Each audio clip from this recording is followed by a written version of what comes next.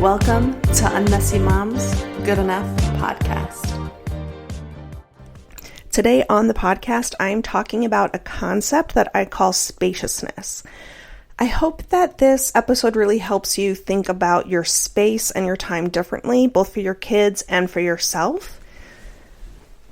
And I hope that it helps you establish a goal you're working towards rather than just being focused on the problem, which is the clutter. So let's jump in. First, a mind exercise. If you're not driving, close your eyes. Actually do this for me. Close your eyes and think about sometime you paid a bunch of money to stay in this beautiful hotel or bed and breakfast. You look out the window. What do you see? Maybe you see the wide blue ocean. Maybe you're out in the mountains and you see the forest. Maybe you can look up out over the mountains and just see as far as the earth can go, and you just feel peaceful and spacious. Let's take it over to Pinterest. You're on Pinterest and you're seeing a space or an Instagram or wherever, and you're like, oh, look at that beautiful room. I couldn't have a room like that. What's in the room? Unless it's like maximalist design, usually 25% or more of the space is empty. Because your brain craves space. And when your brain sees space, your brain feels good. Whether it's the forest, the mountains, the wide open living room with the beautiful floors and nothing tucked in all the corners. You crave space, even if you don't realize it. You crave objects too. You crave things. You crave what you saw on Amazon. You crave buying the object in that spacious house on Pinterest.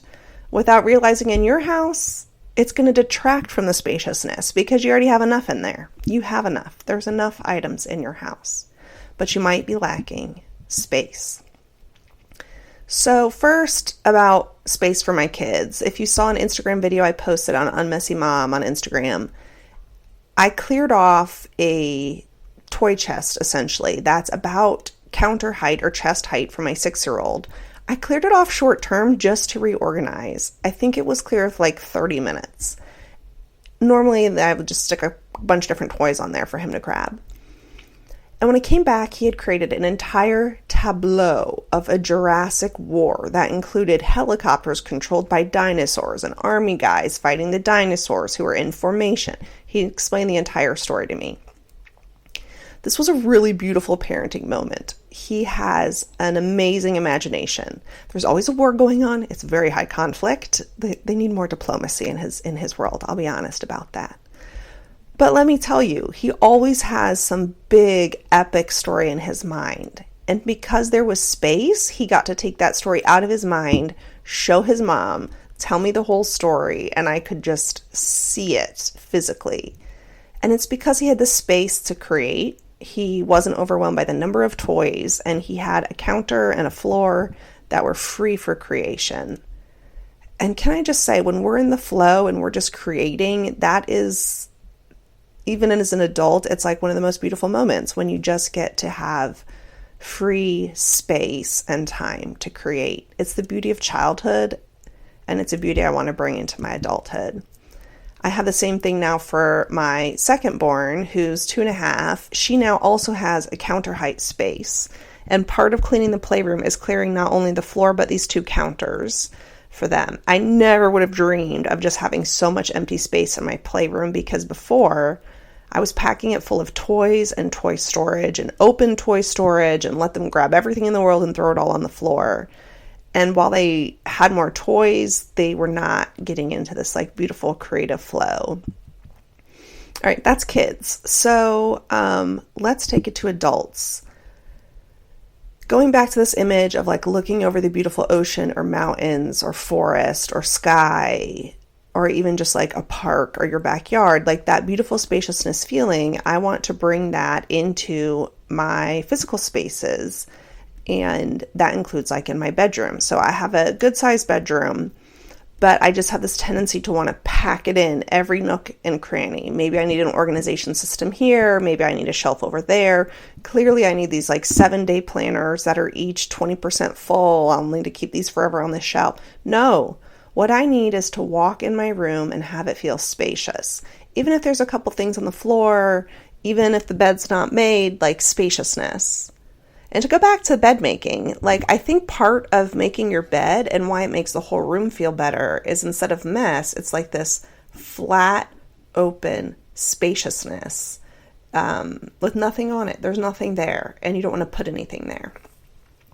So clutter is one thing that can detract from our spaciousness. So let's focus on the goal of spaciousness to understand that this clutter is worth less to us than the space. This object, yep, maybe I need that. Maybe this is a just-in-case item that's important to me. Or maybe this is a little piece of home decor or part of my aspirational self, if you've heard that term. Like maybe one day I'll be a knitter, so I have to keep these knitting patterns, even though I don't knit. Some of that is just clutter that can go. I think the other part of this is like, we are all interior designers, right? If you have your own space, no matter how big or small, you are designing that space. I do not have a gift for home decor or interior design. I have had multiple friends that I've just said like, hey, can you just come like look at my house and tell me how to make it look nicer like your house with like the same objects? I'm not gonna, go out and spend a bunch of money. And, so some of my dear friends have showed me ways to make my space feel more designed. And one thing is like, leave it empty. My dear sweet mom, who I had on the first episode of this podcast, I love her. You go to her house and even like her like bureau, every space has to be covered with beautiful objects. And there's just so many beautiful objects, but it loses the value of showcase. Like spaciousness gives you showcase for your most precious items. So one of my friends helped me think about things in groups of 3. Let's think about my piano. My piano is another horizontal surface that just always had so many things on it. It was the drop zone, put the keys, put the wallet, put the phones, put the hat that needs to go upstairs, put the paper that needs to go back to the school, like just a million things that had no home lived on the piano, which is exactly how my house was growing up. Where's the, really anything from like a tool to a shoe, go look on the piano, that might be where it is. So my piano filled up. Over Christmas, I cleared everything off and I made it our little nativity scene area, and it was beautiful. And then after Christmas, I took that all down. And what happened? We had built new habits and built new homes for all of those items that were getting dumped on the piano. And now the piano is spacious. It's this wide, beautiful open field. And the interior design principle of 3 items, I have like 3 little things in one corner of the piano, and then I have like a lamp and a coaster on the other corner of the piano.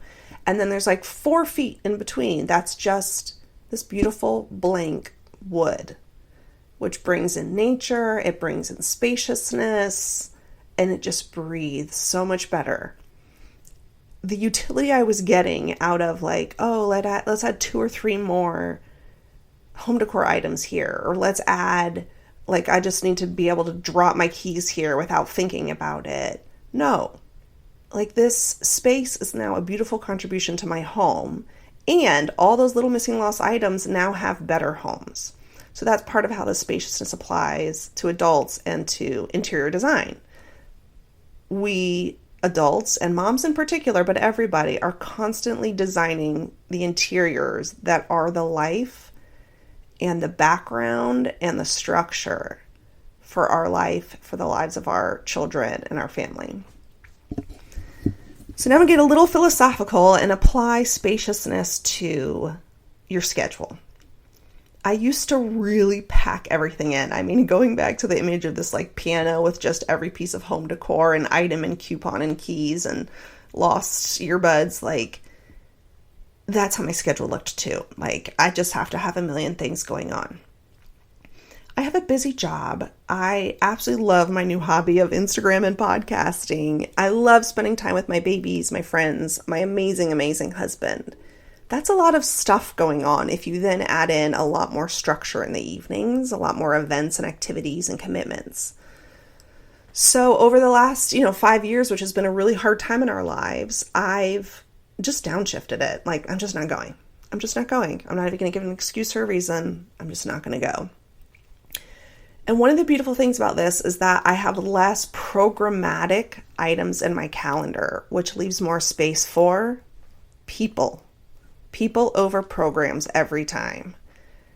So before, if somebody was like, hey, let's hang out, this is a bit of an exaggeration, but if somebody was like, hey, let's hang out, between their calendar and mine, it's like, okay, in 3 months on this Tuesday, we have 2 hours of overlapping time. Let's connect then. What message am I sending to you when I say I have time for you and I value you, and so I will see you in 3 months? It's that I don't have time for you and I don't value you because I'm so busy. And you don't have time to connect deeply with everybody. I get it. Don't feel guilty. Never, ever come away from anything I say and feel guilt. Never. But what I am saying is when somebody says, hey, I'm having a hard time, can we hang out next week? And I say, yes, I'm free every night but Wednesday. What day works for you? They know that I have the time and space for them to be connected to me and for them to invest their heartache and their time and their love here. And that I will provide the space and the time for them to do that. And that I know that when I need to invest the time and the heartache and feel the understanding, that they have time for me too. And that only happens when you have space for people. Not everybody.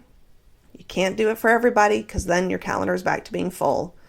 But you can slow down, do what matters, and find space and time for your family, for your friends, for the activities that matter most to you, to exercise, to take care of your body. Like, these things have to be the first things, or you're not going to make it when things get hard. You're not. Like, you have to find the time for these things, because when things get hard, these are the things that keep you moving. So I hope this helped you. I hope you have a beautiful and unmessy day and that you feel valued. See you next time.